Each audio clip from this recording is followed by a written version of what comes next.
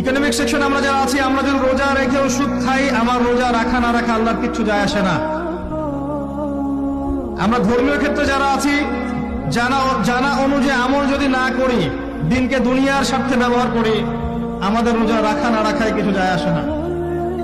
আমরা যদি মিথ্যা বলি, অন্যের গীবত করি, অশ্লীল কাজ করি, গার্লফ্রেন্ডের সাথে সময় কাটাই, ওর সাথে কফি খেতে যাই, ডেটিং করতে যাই, এই যে ফেসবুকের মাধ্যমে চ্যাটিং এ প্রেম করি, ইউটিউবে অশ্লীল ভিডিও দেখি, পর্নোগ্রাফি দেখি, ইত্যাদি ইত্যাদি, এইসব রোজা রাখা না রাখা আল্লাহর কিচ্ছু যায় আসে না।